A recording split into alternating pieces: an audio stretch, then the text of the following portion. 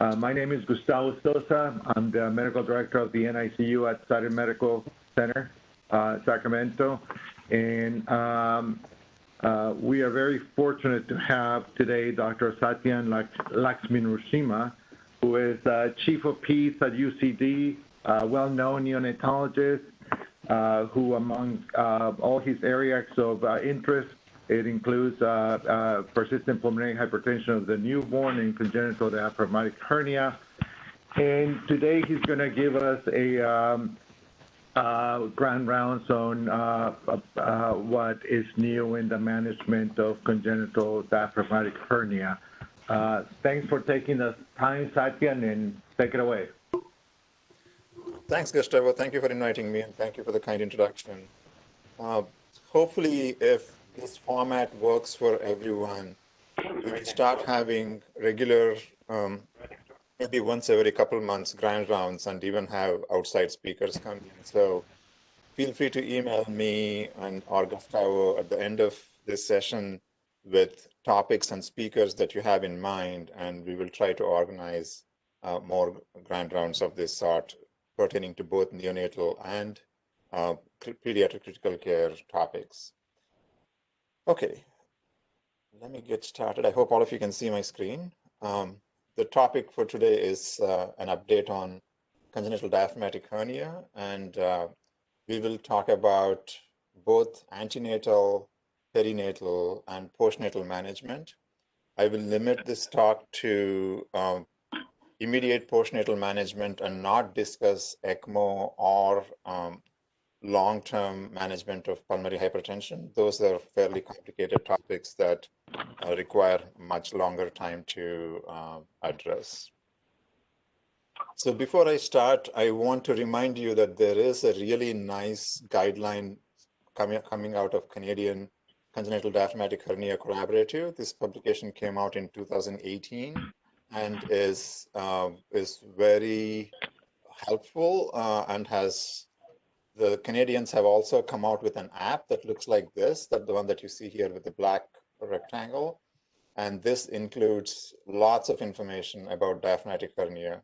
And it's a free app. I strongly recommend that you download it if you're somebody who routinely manages diaphragmatic hernia. It's just called CDH, and it looks like this. It's from the Canadian group. So I will briefly review pulmonary management, some of the cardiac management, and how to mimic fetal physiology during CDH management. As a disclosure, I'm a principal investigator for the use of milrinone in diaphragmatic hernia study. It's a study done through the NICHD Neonatal Research Network, and I will briefly talk about that study as well. So diaphragmatic hernia is unique and is quite different from all other causes of PPHN. And its main three pathologies here are pulmonary hypoplasia, which is present not only on the ipsilateral side of the lung, usually the left side where the hernia is present, but there is significant hypoplasia of the contralateral lung as well. And this is important to remember as both these sites are hypoplastic here. The second pathology here is cardiac dysfunction, and we see it in the form of both right-sided ventricular dysfunction and also left-sided ventricular dysfunction. And the presence of left ventricular dysfunction in turn leads to pulmonary venous hypertension, which is much more difficult to manage in the setting of diaphragmatic hernia. And finally, the third component of diaphragmatic hernia is pulmonary hypertension, which is pulmonary arterial hypertension due to pulmonary hypoplasia and also presence of remodeled pulmonary vasculature. But the second component of pulmonary hypertension is the pulmonary venous hypertension. So both of these combine to cause pretty intractable and severe pulmonary hypertension in diaphragmatic hernia. Each of these three entities presents in different formats.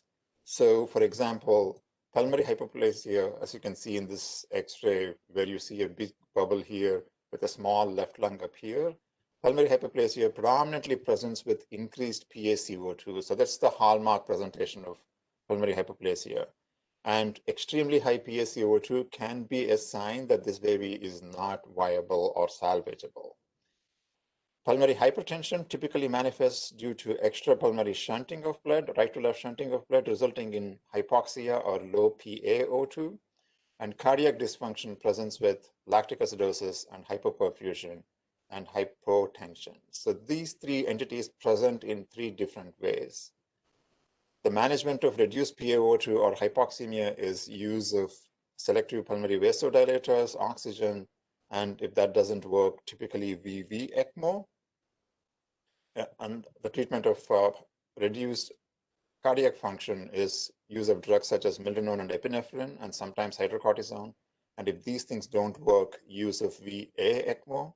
And finally, extremely high PaCO2 from pulmonary hypoplasia brings up an interesting question in many of these conditions as to whether we should offer ECMO to these patients at all, because there might be situations where when the pulmonary hypoplasia is extremely severe, we may not be able to manage this condition. But some centers have considered doing early repair and as a strategy to handle pulmonary hypoplasia or repair on ECMO. So these three entities present in with different clinical features, and their management is quite different as well. If you have any questions, feel free to put them in the chat box and I'll try to address them as I go along. So here is a very new study that came out in Annals of Surgery earlier this month from the CDH registry. So in this study, they took 7,000 patients with diaphragmatic hernia in the registry and observed that 27.7% of these patients required ECMO. When they excluded patients who really were not eligible for ECMO, those that were small in birth weight, less than 1.8 kilograms, premature, less than 32 weeks, or had major congenital or chromosomal anomalies, they landed up with around close to 6,000 babies with CDH, of which 29.1% were eligible for ECMO. So here, when you look at patients who did not undergo ECMO, their mortality was 12.6%, or approximately 1 in 8 children with diaphragmatic hernia who did not receive ECMO died or passed away. On the other hand, this is the interesting fact here. Of the babies that were eligible for ECMO and received ECMO, 46.9% of them died. So the mortality for patients who are referred for ECMO and receive ECMO in diaphragmatic hernia is almost 1 in 2. This is very similar to necrotizing enterocolitis, where if the baby undergoes surgery for necrotizing enterocolitis, the mortality is pretty high, almost 50%. Similarly, in diaphragmatic hernia, babies with diaphragmatic hernia that require ECMO, almost half of them don't make it. And that's something that's really important to remember. Second thing is that the PCO2, one single number, the lowest PCO2 during the first 24 hours of life, this is a really important factor because this number determines how hypoplastic the lungs are in a given patient. So here, if you see on the horizontal axis, different levels of PaCO2. Remember, this is the lowest PaCO2 in the first 24 hours of life, postnatal life. So if the PaCO2 is really, we can get the PaCO2 down to the 30s and 40s, there is really no benefit in offering ECMO to many of these patients. In fact, the survival among patients who did not require ECMO is much higher than those that required ECMO. But there is an interesting cutoff point, which is somewhere between 55 and 61 millimeters of mercury PCO2. This is the lowest PCO2. Once you get to this level, the benefit of ECMO starts increasing. And so it's pretty easy to determine in the first 24 hours of life as to what patients benefit from ECMO and how well they do after ECMO. Interestingly, even if you look at the ECMO line here, once the lowest PCO2 is close to 100, if you can get the baby's PCO2 below 100 in spite of real good ventilation, then the benefit from ECMO starts going down as well. And no matter what intervention you use, the survival becomes almost zero. So the lowest PaCO2 in the first 24 hours of life is a critical piece of information that will help you guide or counsel parents during the management of diaphragmatic hernia.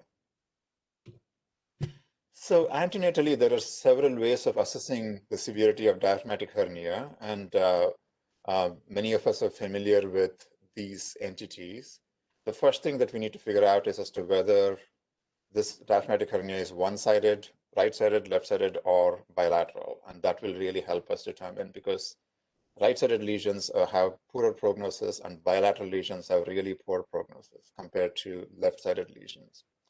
Associated anomalies, especially cardiac anomalies, are fairly common, and having a anomalous heart does increase mortality in these situations. The next set of measurements are really based on where the liver is. Is the liver up or down? Because if the liver is up, that has poor prognosis, and measurement of lung volume. Each of our centers has adopted different modalities of assessing lung volume. The most common thing that's usually used is what is called as the LHR ratio, or the lung to head circumference ratio. So what you do, there are three ways of assessing LHR, and I will show you one of the methods here. This is called as the longest diameter method. So what you do is you take a ultrasound image at the level of the four chambers of the heart, and then you measure the longest diameter of the contralateral lung, not the ipsilateral lung, the contralateral lung.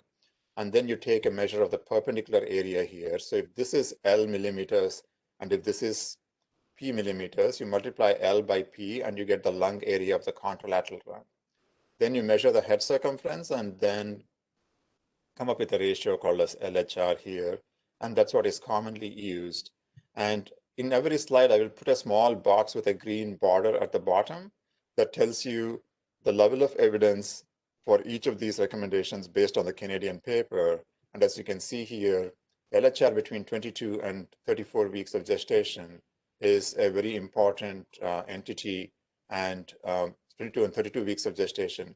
If it's a left-sided CDH, observed to expected LHR less than 25% carries really poor prognosis. If it's right-sided, even observed to expected ratio less than 45% carries a poor prognosis. Off late, we have been starting to measure lung volume using fetal MRI, and you can either measure total fetal lung volume and also assess liver herniation. And similar to LHR, observed to expected total fetal lung volume can be measured by MRI, and that gives us a prediction as to how we can manage these patients. So these are various ways of assessing severity of pulmonary hypoplasia and associated diseases prior to baby's birth. So there are three methods of assessing LHR, and these methods are called as the longest diameter method, the one I described to you earlier. There's a method called as the trace method. We literally trace the margins of the contralateral lung at the level of the four-chamber view of the heart. And then there's also a method called as AP diameter method, where you take the midclavicular line and then go anteroposteriorly in the perpendicular line. So most centers usually use the longest diameter, but more recent data has come out suggesting that the trace method, where you trace this area, might be much more predictive of survival without ECMO. And so some centers have switched over to using this method, but many centers more recently have switched to using MRI for this purpose. So moving along, one of the key factors that determine how well babies with PPHN do is the degree of ventricular dysfunction. This is both right ventricle and left ventricle, and so it's important to understand as to why we see more of ventricular dysfunction. Because of high pulmonary vascular resistance, there is always high right ventricular afterload in babies with diaphragmatic hernia.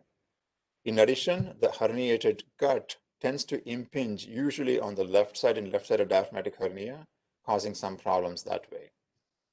Then the liver is kind of positioned in an odd position, and in fact, many of you might have observed that it's a little tricky to place the umbilical venous line in a good position in babies with diaphragmatic hernia where there is liver herniation.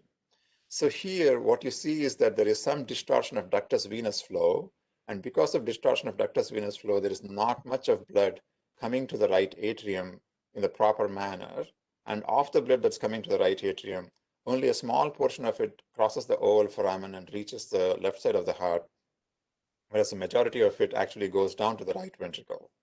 So in addition to this low flow crossing the oval foramen, there are other causes such as pulmonary hypoplasia, which reduce the pulmonary venous return. So a combination of reduced flow across the oval foramen and reduced pulmonary venous return contributes to low flow to the left ventricle, And as you know, during cardiac development, low flow dictates low development, and this results in relative pulmonary hypoplasia of the left ventricle. So in addition, you have direct compression of the left ventricle by the herniated intestines, especially on the left-sided CDH. So a combination of all this with ventricular interdependence between the right side and left side results in right ventricular dysfunction and also left ventricular dysfunction. And you see biventricular dysfunction in babies with diaphragmatic hernia. So there is another issue with diaphragmatic hernia, which is the vicious cycle of pulmonary hypertension. So as I mentioned earlier, there is remodeled pulmonary vasculature, which in turn leads to pulmonary vasoconstriction and increased pulmonary vascular resistance. Because of this reason, you go on to have bowing of the interventricular septum, which further impacts on the LV preload. And in addition, you have reduced pulmonary venous return. This LV preload in turn leads to systemic hypoxemia, reduced coronary perfusion, and myocardial ischemia, which in turn leads to stretching of the cardiomyocytes, stretching of the RV, reducing RV contractility, which leads to reduced pulmonary blood flow, which further contributes to increased pulmonary vascular resistance. So this vicious cycle keeps happening in babies with diaphragmatic hernia, and this is something that needs to be interrupted for the baby to survive and do well. Diaphragmatic hernia, as many of you know, is a congenital condition that causes a lot of pathology, but there is a significant iatrogenic component to diaphragmatic hernia as well. For example, babies with diaphragmatic hernia, like any other fetus, have high fetal pulmonary vascular resistance. And once the baby is born, the fetal pulmonary vascular resistance falls.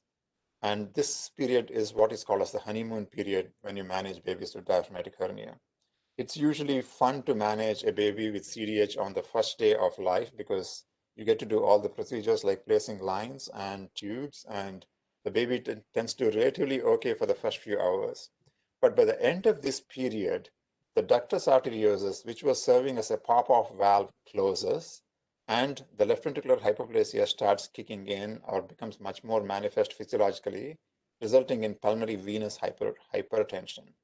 A combination of closed ductus and pulmonary venous hypertension results in a much more significant pathology, which is making pulmonary hypertension much more intractable.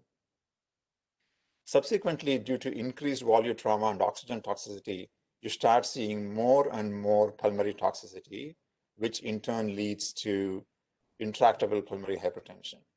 So the ways to break this cycle are, one, to use gentle ventilation to avoid volume trauma, limit the use of oxygen to avoid oxygen toxicity, use milrinone early to prevent pulmonary venous hypertension, and finally use IV PGU1 to keep the ductus open so that the ductus does not close off and closing the pop-off valve. So a combination of these things usually helps in managing babies with diaphragmatic hernia and pulmonary hypertension. A second way of assessing severity of diaphragmatic hernia is by looking at the size of the defect. And this size of the defect is classified into A, B, C, and D based on how big the defect is. Unfortunately, there is no easy way of assessing the size of the defect before surgery, either antenatally or postnatally. And during the time of surgery, it's good to record the type of defect because that really also determines the prognosis. Babies who have size C and D defects tend to require a patch, as you can see here in this figure, and babies that require a patch tend to have poorer prognosis when you see them overall compared to other types because of the size of the hernia defect. So when do we deliver these babies? Initially, way back in late 90s, there was one report from the Neonatal Research Network that suggested that the outcomes might be better if babies were delivered around 37 weeks of gestation. And that tended not to be true in larger studies. And here is data accumulated from the whole of US that showed that babies with diaphragmatic hernia, just like babies without diaphragmatic hernia, tend to have the lowest neonatal mortality when they are delivered close to their due date. And so delivering these babies close to their due date probably makes more sense. So there is no advantage in delivering babies before 39 weeks of completed gestation. it's better to wait as close to the due date as possible before delivering them. So what do we do in the delivery room? This is the interesting part because this is where we get involved. It's good to have adequate information, especially if you have babies which have really, really small lungs. It's important to consider what ventilator strategy you want to take with you to the delivery room. So there are some centers that use jet ventilation, some centers that use a VDR, bronchotron, etc. So knowing exactly what the lung size is will help determine what kind of ventilatory support you might need. The second thing, it's worthwhile having a discussion with the OB as to whether delayed cord clamping is an option. There are several trials going on right now, one in France, one at CHOP, and one in Denver, which are looking at the feasibility of delayed cord clamping in babies with diaphragmatic hernia. And these trials are definitely reporting that this is feasible, but clinically no clear benefit has been shown yet in human infants. But either way, consider delayed cord clamping if the baby is reasonably stable, because remember, this baby was in utero with a huge diaphragmatic hernia for as long as 9 months, and a few more minutes won't make a difference. So if you can get delayed cord clamping done, that would be of benefit to the baby, in my opinion. Subsequently, you avoid Bagmas ventilation. I'm sure many of us have answered this question in our pediatric boards or neonatal boards. You definitely don't want to do Bagmas ventilation in these babies. We tolerate typically SpO2 between 85 and 95%, which is fairly similar to what you would do based on NRP in different conditions. So that's what we would follow here as well. It's important to avoid PIP more than 25 centimeters of water and try low PEEP in these situations. That's because you really don't want to cause volute trauma or barotrauma to these lungs. Although we recommend 25 centimeters of water cutoff, there are instances fairly commonly where we land up requiring pressures as high as 30 initially for a couple of breaths, and then you might be able to back off. So this is something that you need to carefully assess and figure out as to how you should do in each baby.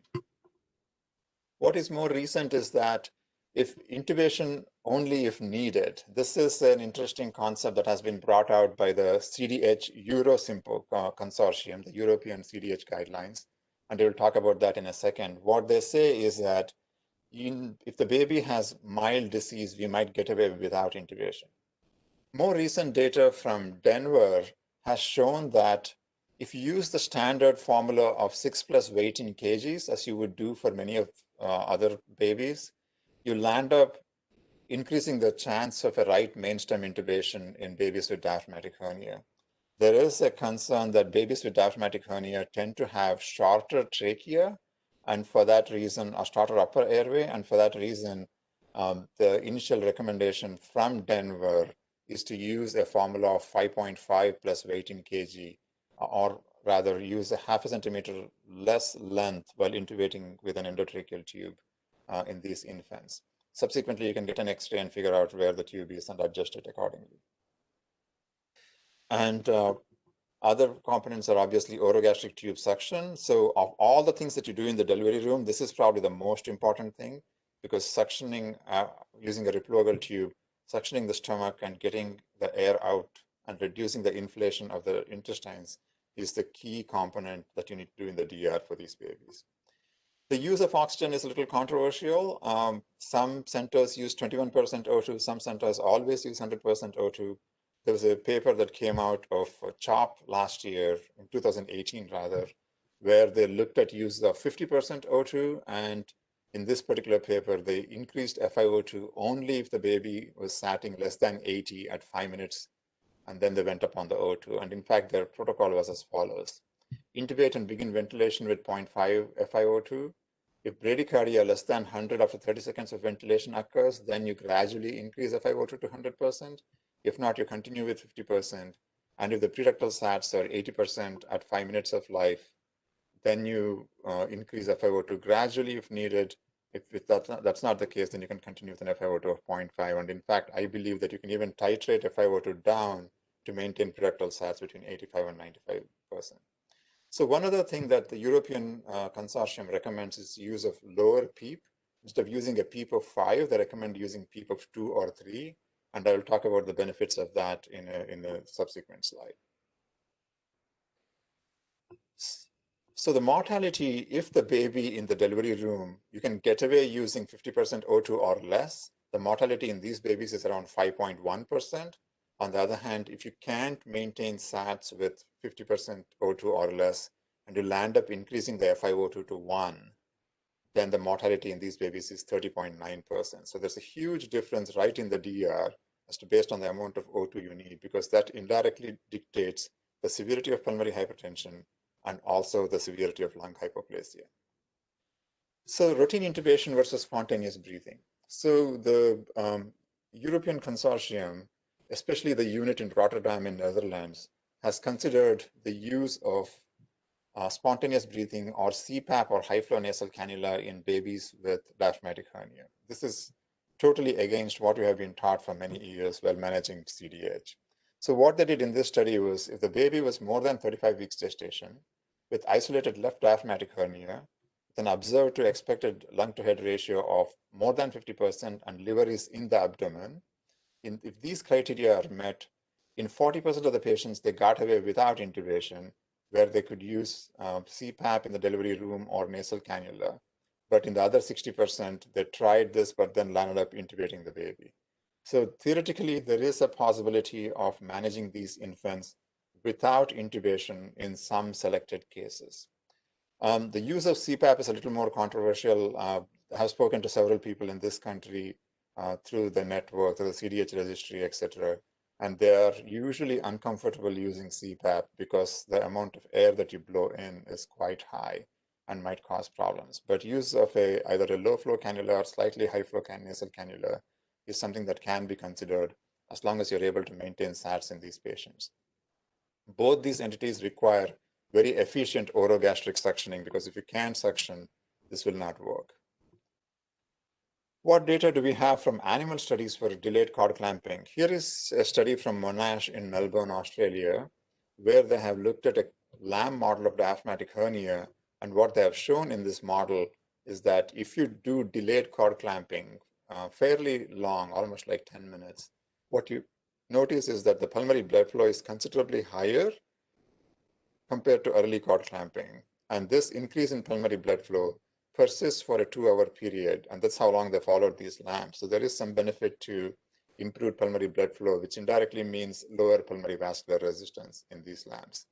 The other thing they noticed was that the cerebral venous oxygen saturation measured through NIRS was much better in the physiologic delayed cord clamping group compared to the immediate cord clamping group. So there are benefits not only to the pulmonary hemodynamics, but also cerebral hemodynamics and gas exchange by delivering more oxygen to the brain. And that seems to be an advantage. But again, there are no human trials, and we still need to wait for more human trials to come through so that we can make a decision as to whether this should be routinely practiced in babies with pulmonary hypertension. So how do we go from the delivery room to the NICU? This is a crucial part of management of PPA, diaphragmatic hernia as well. So the key here is to avoid handbagging, because when you use handbagging, you really don't know how much pressure you are delivering, and it's quite likely that in the tension that accompanies the delivery of a CDH among providers, you'll end up bagging the baby with extremely high pressures, damaging the lungs. So it's really important that we use a T-piece resuscitator with appropriate PIP limits. Usually it's better to stay within 25 or 28 in that range and not go above it during initial ventilation, because once you damage the lung, you start adding a component of iatrogenic lung disease over and above pulmonary hypoplasia, and that can be pretty deleterious. So there are some centers, Utah, for example, uses high-frequency jet ventilation in the delivery room. And there are a few centers that take a bronchod, that transport bronchodiaphragm to the delivery room to minimize volume trauma. So these are strategies that you might consider, especially if the observed to expected LHR ratio is low and you are worried about significant hypoplasia. These are entities that you may consider, but there is not much data on any of these entities. Overall key is to avoid volume trauma, and that's what we should aim on.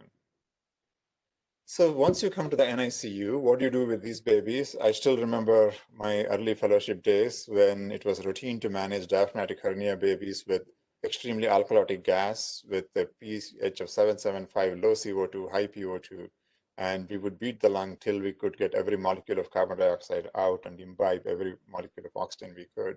We also used a lot of sodium bicarbonate during those days, and those days are gone, and none of these things are considered to be valid right now. This mainly comes from a landmark paper that came out in 2002 based on experience from Colombia, where Dr. Jen Wang pioneered the method of gentle ventilation in diaphragmatic hernia, where he showed much better survival in these babies. And this was where the gentle ventilation concept with tolerable hypoxemia and permissive hypercapnia to minimize cardiac stress came through. In fact, for those of you who know Dr. Jen Wang or have attended his CPAP conference, he officially retired last night, and there was a really nice ceremony honoring him, which was very wonderful to attend by Zoom, of course, where there were many pictures of which one of this was him arranging CPAP using his Hudson prongs in a baby.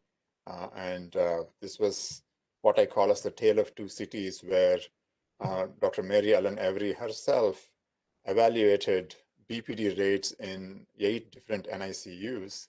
And then she showed that the incidence in Center 3 here is Colombia, where the survival from among premature infants was as good as any other center, but the incidence of BPD was way, way lower. And this was a New York Times article in January 1987 highlighting his achievement. So this is Dr. Wang at his retirement yesterday. It was really nice to watch him. He also subsequently came up with a paper of their experience with 120 infants with diaphragmatic hernia with permissive hypercapnia and spontaneous respiration. So instead of maintaining the PaO2 really high in the 200 range and PaCO2 in the teens, we started doing permissive hypercapnia with tolerable hypoxemia, and that's called gentle ventilation, and that ventilation is very effective in avoiding cardiac stress. The second thing to remember with oxygenation is that we really worry about, just like the fetus, we really focus on optimally oxygenizing the brain and the heart. Those are the two main organs. And for that reason, focusing on preductal PO2 is really important. And in this case, saturating between 85 and 95 preductally is really crucial. You don't really care too much about postductal as long as the postductal sats are above 70%. But as long as the pH is maintained above 725, lactate levels are normal, for the most part less than 3 to 5 millimoles per liter, and the urine output is adequate. If you're not able to maintain adequate pH and avoid lactic acidosis, you need to focus on higher O2 levels. So where does this data come from? There is really no human data evaluating optimal oxygen saturations in term babies with PPHN. And most of the data comes from animal studies. This is the one done by Abe Rudolph at CBRI in San Francisco, where he showed that maintaining PaO2 levels below 45 or 50 millimeters of mercury can give rise to rapid, alarming increase in pulmonary vascular resistance. So he went on to show that hypoxia causes pulmonary vasoconstriction, normoxia causes pulmonary vasodilation, but hyperoxia, targeting PaO2 above 100, does not cause any additional vasodilation. So this is similar to the way where we cannot deal with excess food. Similarly, we can deal with excess oxygen as well.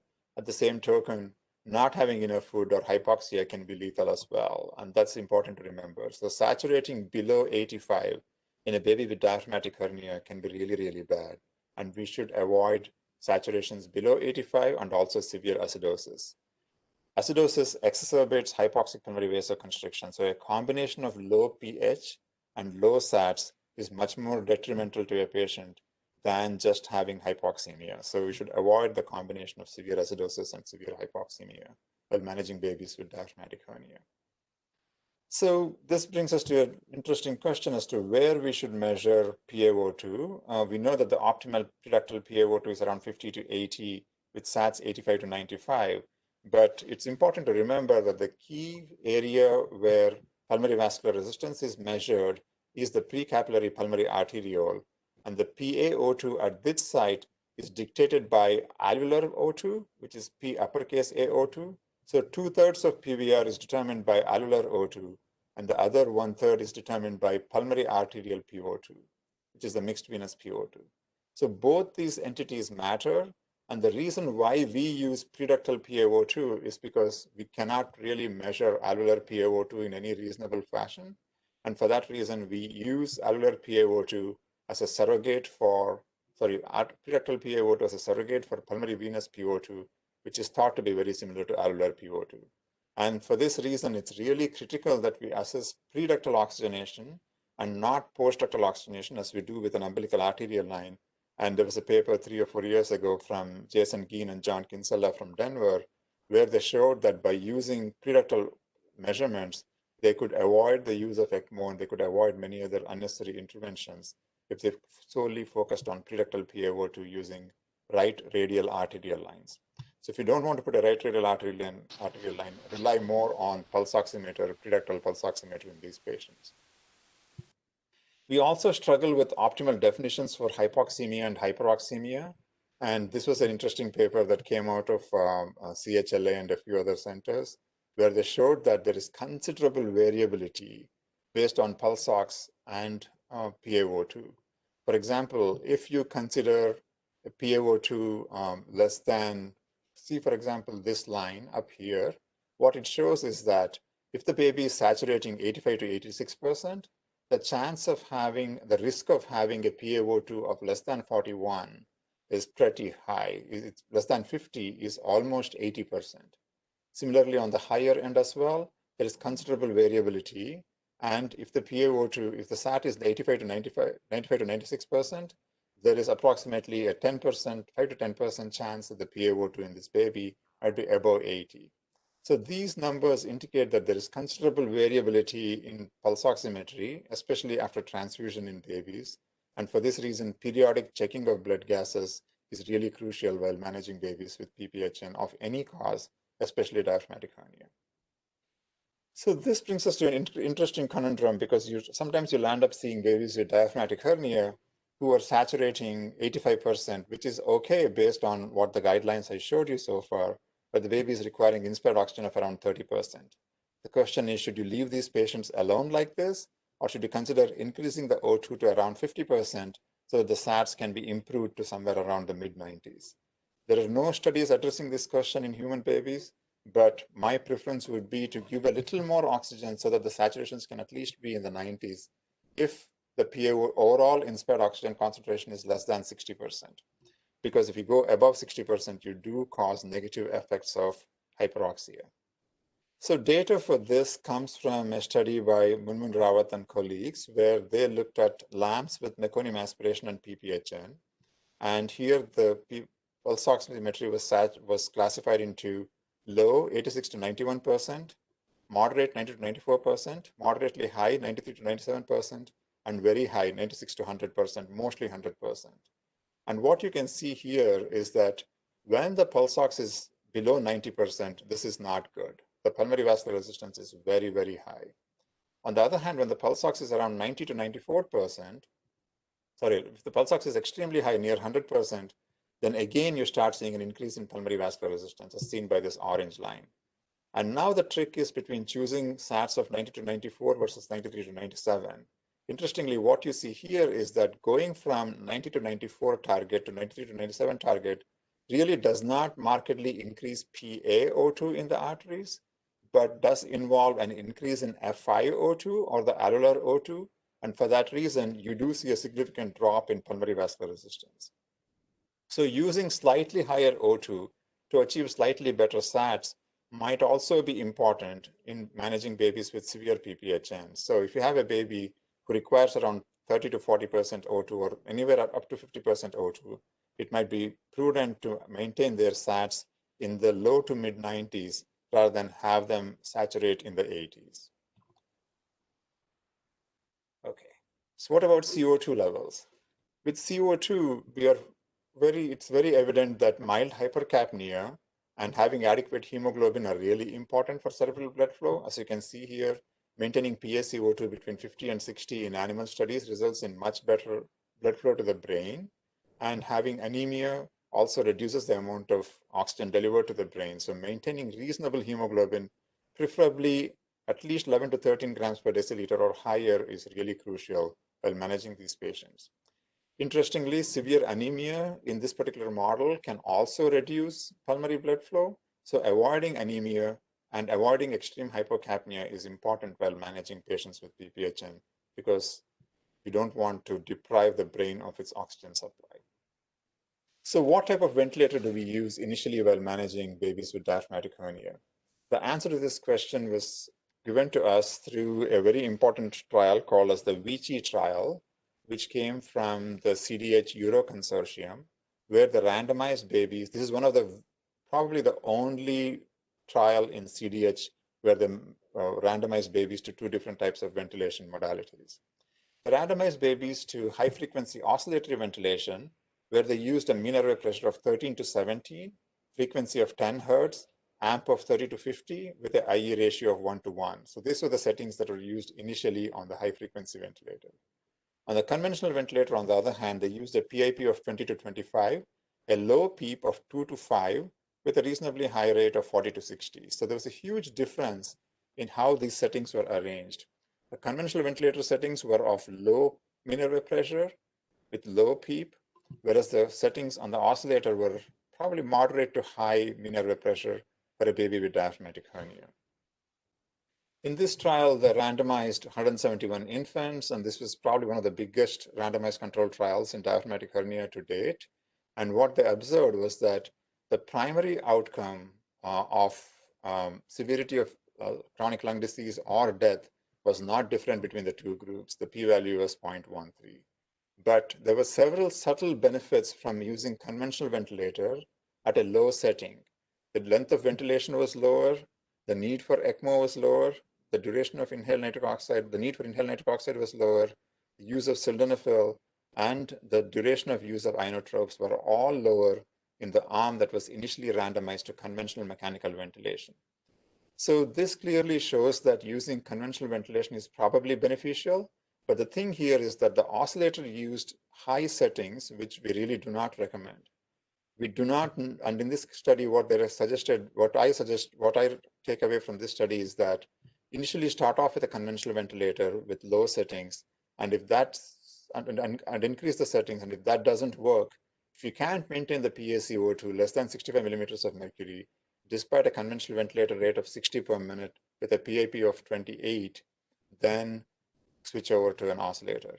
But we don't know if this difficulty or this negative effect they experience with the high frequency oscillator applies to other modes of high frequency ventilation, such as VDR or high frequency jet ventilation. We don't know the answer to that.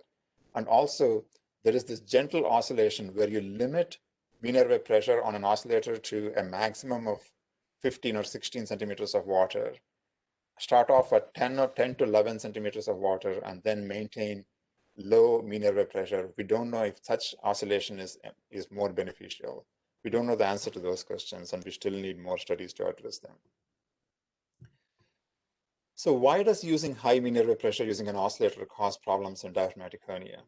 If you think of this to be alveoli in babies with diaphragmatic hernia, if in the absence of surfactant, in the absence of proper recruitment, you can have asymmetric lung disease. If you use high PEEP or high mean airway pressure in these situations, the alveoli can really expand and become fairly big.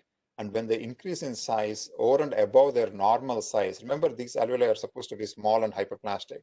If you try to inflate them to a bigger size, then these alveoli expand and compress on the blood vessels right next to them, the alveolar vessels, thereby causing increased pulmonary vascular resistance. On the other hand, the other small alveoli, you can probably dilate them better. So having more alveoli that are extremely hyperexpanded can result in compression of the blood vessels causing increased pulmonary vascular resistance. On the other hand, if you use low PEEP or low mean airway pressure, you might be able to distend the alveoli to a much lower degree, which is probably normal for those hypoplastic alveoli in diaphragmatic hernia. And in such an instance, by giving inhaled nitric oxide, you might be able to dilate these vessels better. So the effectiveness of inhaled nitric oxide might be much better when you use with low PEEP or low mean airway pressure compared to extremely high mean airway pressure, as was seen in the high frequency arm of the Vichy trial. So the second thing is, what's the benefit of using low PEEP? So if you assume this green line here to be that a pressure volume curve of a parenchymal lung disease patient, such as meconium aspiration or RDS, and this red line to be the pressure volume curve of a baby with diaphragmatic hernia, if you use a pressure of something like 25/5 with a delta P constant at 20 centimeters of water, you'll end up getting a nice slope with a PV curve, PV loop for babies with parenchymal lung disease. Using the same pressure in a baby with diaphragmatic hernia because of the lung hypoplasia and low volumes will result in much poorer compliance in these babies. Instead, if you use low PEEP of 2 and a PIP of 22, you might be able to get away with much better compliance because you're capturing the part of the pressure volume curve that has the highest highest slope, and this might be beneficial in some babies with diaphragmatic hernia. So use of low PEEP might be beneficial in the initial management of babies with diaphragmatic hernia using conventional ventilation. Are there any studies to show that? There's only one study, and unfortunately, this study was done only for a few hours in the post-op phase of diaphragmatic hernia, not pre-op phase. And in this study, they showed that using a PEEP of 2 centimeters paradoxically led to lower FiO2 and many other beneficial effects compared to the use of 5 centimeters of PEEP. But again, this study was done after surgery, not before surgery. So this shows that at least in post-op patients with diaphragmatic hernia, use of high mean pressure can cause air leaks, can cause many other problems such as increased pedeations, reduced post-ductal saturations, and impaired venous return. And in fact, developing an air leak and a huge pneumothorax is not uncommon in babies with diaphragmatic hernia with the use of high PEEP or high mean airway pressure. So what are the initial settings that we ideally like in these babies? Here is the high frequency oscillatory settings, and here are the conventional settings. Volume guarantee ventilation with a VT of 4 to 5 ml per kg is really preferred. Use of less than or equal to 25 centimeters of water PIP, around 3 to 5 centimeters, preferably 3 centimeters for PEEP. And the rest of the settings are over here on this slide. With high frequency oscillator, try to start off with a mean airway pressure of 10 to 12 centimeters.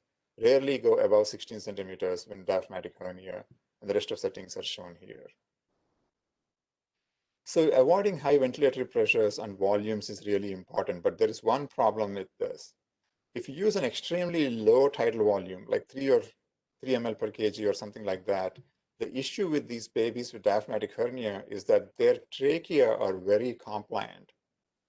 And so the dead space in these babies is pretty high, and anytime you use PIP, a good amount of tidal volume is lost just within the trachea because the trachea tends to balloon with each inspiration. And this is important to remember, and for this reason, most of us use somewhere between 4 to 5 ml per kg and really don't drop the tidal volume too much just because the lung is small, because the dead space might be higher. There's a study happening in London right now where they're comparing 4 ml, 5 ml, and 6 ml per kg in random sequence in diaphragmatic hernia, and hopefully that study will give us more information as to where we should proceed. Moving briefly to inhaled nitric oxide, almost 2/3 of babies in the US land up getting inhaled nitric oxide, although on paper, the AAP does not recommend the use of inhaled nitric oxide in diaphragmatic hernia because of one trial, which was the NINO's CDH trial, where they showed that use of inhaled nitric oxide actually resulted in higher need for ECMO, 80% versus 53.6%. But the thing to realize here is that these babies were very sick with oxygenation indices in the 46 to 45 range. So these babies were almost at ECMO level even before receiving inhaled nitric oxide. And for that reason, we believe that inhaled nitric oxide was not very effective. There is a new trial that's recruiting patients in Europe.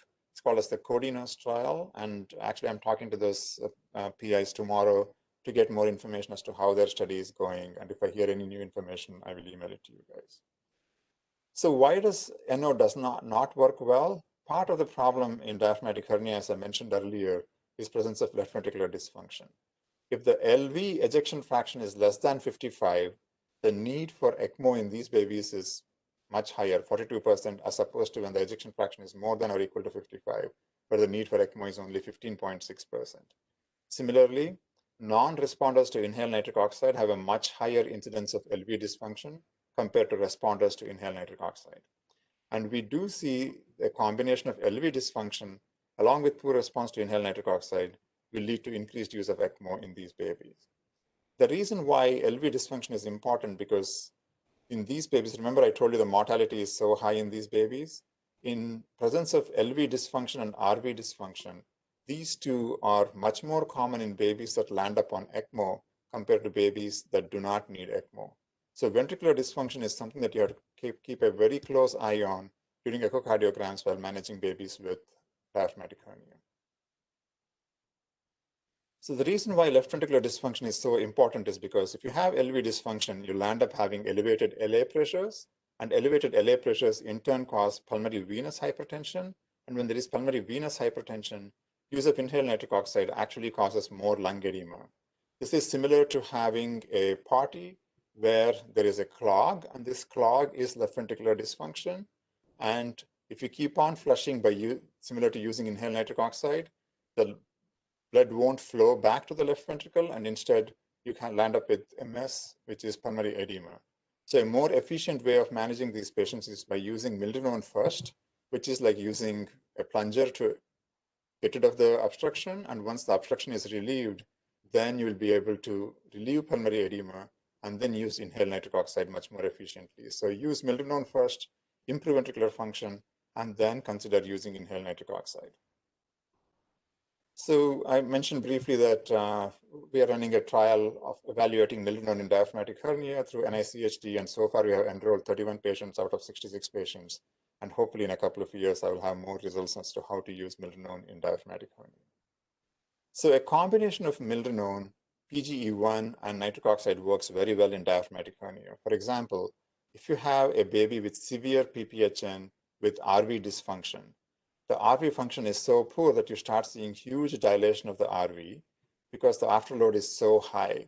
If the ductus starts closing down here, the path that the RV had is starting to disappear, and for that reason, RV dysfunction gets worse and worse. The three drug combination that works very well in this condition is IV milrinone to improve function of the right ventricle, inhaled nitric oxide to reduce pulmonary vascular resistance, and IV PGE1 to open up the ductus so that there is a pop-off where the RV can empty into the systemic circulation. And one benefit here is that by pumping blood into the systemic circulation, you actually maintain systemic hypoperfusion as well. So there are several benefits of using IV PGE1 in diaphragmatic hernia. And finally, management of blood pressure. Use of dopamine is usually not preferred if you can avoid it. A more selective agent such as norepinephrine or vasopressin is probably a better drug to use in this condition. And the guys in Denver have studied this much more in detail. And they recommend using vasopressin in babies with diaphragmatic hernia.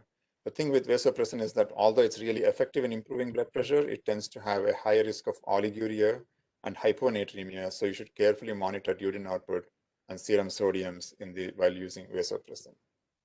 So to conclude, it's really important to maintain high fetal hemoglobin through placental transfusion and minimize iatrogenic blood loss so that you can maintain high levels of hemoglobin while managing these patients. Gentle ventilation is really key. Try to maintain low RV stress by using a combination of milrinone, IV PGE1, and pulmonary vasodilators such as inhaled nitric oxide while you are using gentle ventilation with relatively low PEEP to avoid volute trauma in these babies. I thank you for your attention, and here is my cell number, my Twitter feed, and my email. I would love any input from you regarding this topic. Thank you. I'm happy to take any questions.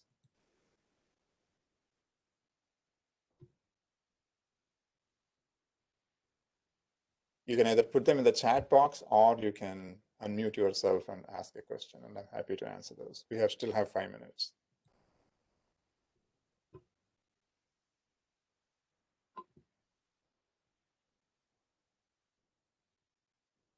Satyan, can you hear me? Yes, I can. Hi, this is Pam Bali. I'm one of the neonatologists at UC Davis working with Satyan. I just had a question regarding that recent publications in Annals of Surgery regarding the CO2 and using it as a predictor of ECMO. I was just hoping you can talk a little bit more in detail, looking at whether they categorized the severity of the CDH, because I can't fail to wonder whether the babies that had lower CO2s just had less severe lung disease, whether the liver was down or whether the expected to observed ratios were lower, and if they took that into account when they analyzed the data. Yeah, that's a great question, Payam. They actually did several subclassifications within this paper. I'll email you this paper when we get off this call. They had several subcategories where they matched the lung disease, where they also matched regarding the presence or absence of cardiac disease, etc. But this paper was more to evaluate the usefulness of ECLS in ECMO, ECMO in CDH. And what they were pointing out is that if you can manage PCO2 fairly low, even prior to ECMO, there might not be a great benefit of using ECMO, was the essential point that they wanted to drive home. But if you can get the PCO2 down in a certain range, typically if the lowest PCO2 is between 61 and say 90 or something like that, then they thought that ECLS was much more beneficial. But then obviously if the CO2 goes too high, not much benefit. So they were stressing more. And as you rightly pointed out, this is data from the registry. So this is all comers that the data was dumped in. So it was not a prospective study. And so that's something for you to, that's obviously a caveat. Hopefully, we will have some similar data from the two prospective trials. One is the melanoma trial and the Continuous trial. And if we can prospectively evaluate this, that will be much better to evaluate the use of this. There are several other things that we can look at. One of them is the PaO2 minus PaCO2. So if that number is less than 0, in other words, if your PaCO2 continues to be higher than your PaO2, that's not a good sign either. So these are all signs suggesting hypoplasia, and you're absolutely right. Randomizing these patients or classifying these patients used on observed expected LHR or fetal lung volume would be much more accurate, but I don't think we have that information. All right, thank you. Thank you. And let me look at the question. Hi. Hi. Can you hear me? Yes, I can. Hi, my name is Layman Black. I'm a retired PICU doctor from Sutter. Hi, for you. And my question really is about oxygen toxicity. Years ago, back in the 70s, with adult volunteers, they were given various levels of oxygen, and they attempted to measure what amount was toxic. And I know you mentioned feeling relatively comfortable at the 35% or 0.35 FiO2 and maybe going up to 50%. Isn't there evidence that 50% is toxic to lungs? And I would think maybe more so to the neonatal lung? That's a really good question. Interestingly, when you look at animal studies, neonatal animal models are much more resistant to hyperoxia from a lethality perspective than adult models.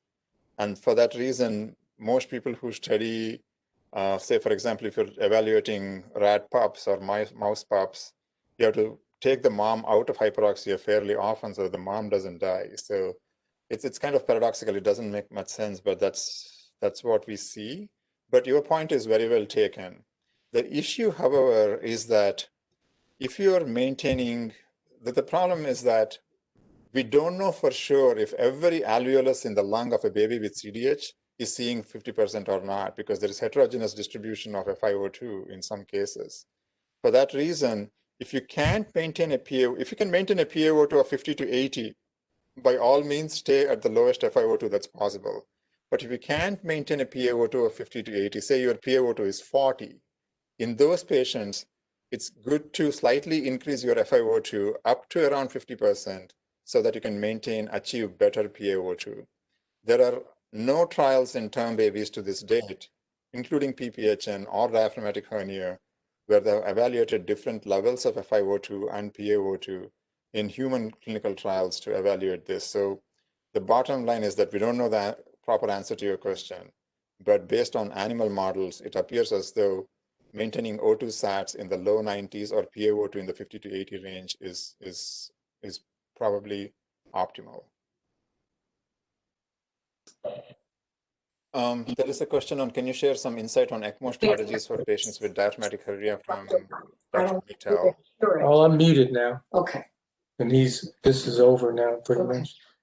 Okay. So Dr. Mittal, I did not specifically go into ECMO strategies, but as far as possible, try to do VV ECMO if the main limitation is pulmonary hypoplasia. But the placement of the Avalon cannula sometimes might be tricky in babies with diaphragmatic hernia because of altered anatomy. And in those cases, sometimes they land up on VA ECMO. But if you can do VV ECMO, that's probably better. I don't do a lot of ECMO myself, or PQ does it, so I may not be able to share much more details with that. I don't have a lot of expertise in that area. Gaurang is asking us to whether most MFM physicians do LHR for diaphragmatic hernia patients routinely. Yes, they do. Either they do LHR or they typically get you a total fetal lung volume, TFLV measurement. And if you're not getting those, it's worthwhile asking them to get it. So most patients either give you a crude LHR or a observed to expected LHR ratio and take it from there. So there is, you should be able to get that number from most MFM people. We are out of time, so I'm going to stop, but I encourage all of you to consider sending me recommendations for speakers or topics for the future. Anybody in this country, I'm happy to try to invite them. If they're really well-known speakers, it might be difficult for me to get them to present, but as long as we give them a date far ahead in advance, we should be able to have them come and talk. One benefit of these Zoom calls is that people don't have to travel, and for that reason, we might have a better chance of having somebody give us a talk on any topic that you would like. Last question from Thi, is right radial or right limb arc line standard of care? No, it's not standard of care because most of us still use umbilical arterial lines. But I encourage you to read the paper by Jason Geen from Children's at Denver, where they show that the use of preductal PaO2 results in much less oxygen toxicity and slightly better outcomes. So that's an interesting paper to read. Thank you again for attending, and feel free to email me if you have other suggestions or other comments. Thank you. Have a great day.